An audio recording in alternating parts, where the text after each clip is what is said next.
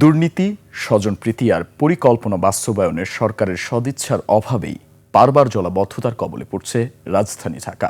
একই সঙ্গে অধিকাংশ খাল দখল হয়ে গেছে, ভরাট হয়েছে জলাধারগুলোও।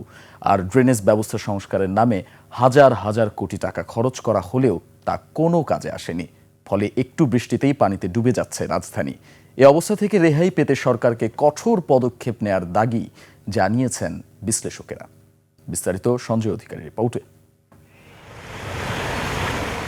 রাজধানীর পানি নিষ্কাশন ব্যবস্থা যে কতটা নাজুক, রোববারের জলাবদ্ধতা সেটা চোখে আঙুল দিয়ে দেখিয়ে দিয়েছে। ১৭৫ মিলিমিটার বৃষ্টিতেই পানিতে তলিয়ে যায় ঢাকার অধিকাংশ রাস্তা। জনজীবন হয়ে পড়ে চরম বিপর্যস্ত। কিন্তু কেন এই পরিণতি? নগর কর্তারা সারাক্ষণ উন্নয়নের যে ফিরিস্তি দিয়ে থাকেন, তাহলে কি সেটা শুধুই মুখের বুলি? গত ১০ বছরে ড্রেনেজ ব্যবস্থা সংস্কারের জন্য ২,০০০ কোটি টাকারও বেশি খরচ করা হয়েছে। তারপরও নগরবাসীকে কেন এই দুর্ভোগ পোহাতে হচ্ছে?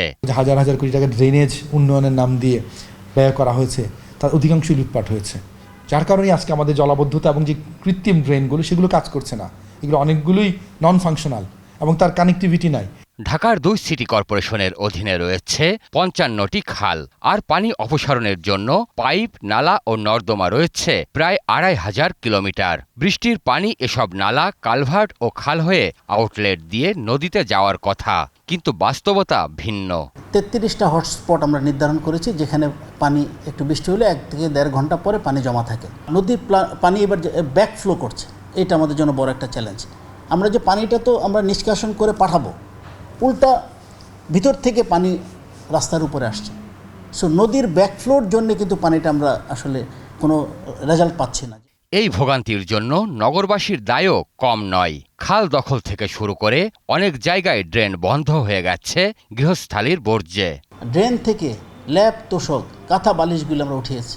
সো একটা ড্রেনের ভিতরে যদি, ড্রেনের তো এমনি সাইজটা ন্যারো থাকে, এর ভিতরে যদি আমরা ওখান থেকে ল্যাপ, তোষক যদি আমরা পাই, কাঁথা, বালিশ যদি ওখান থেকে আমরা উদ্ধার করি, তাহলে কীভাবে পানিটা পাস হবে বলেন? তবে পরিকল্পনা বাস্তবায়নেও রয়েছে ঘাটতি, রয়েছে দুর্নীতি আর সদিচ্ছার অভাব, বলছেন নগরবিদরা। ঢাকার পরিকল্পনাকে রাষ্ট্র সরকার ওন করে নাই, যার ফলে ঢাকার পরিকল্পনায় যা যা বলা ছিল আমাদের জলাশয়, জলাধার, ওয়াটার রিটেনশন এলাকা রক্ষা করার কথা, সবগুলোকে কিন্তু ভায়োলেশন করা হয়েছে এবং সরকারি বিভিন্ন সংস্থা চোখের সামনে হয়েছে। অনেক ক্ষেত্রে বেসরকারি আবাসন কোম্পানি দখল করেছে, কখনো কখনো সরকারি সংস্থা এই যে রাজুকের তৈরি করা প্ল্যান, সেটাকে সে গলা টিপে মেরে ফেলেছে। রাজধানীকে জলাবদ্ধতা থেকে মুক্তি দিতে অপরিকল্পিত নগরায়ন বন্ধের পাশাপাশি ড্রেনেজ ব্যবস্থা দ্রুত সংস্কারের কোনো বিকল্প নেই বলেও জানান এই নগরবিদ। এই ভোগান্তিটা আমাদের পাপের ফসল। সঞ্জয় অধিকারী, ২১শে টেলিভিশন, ঢাকা।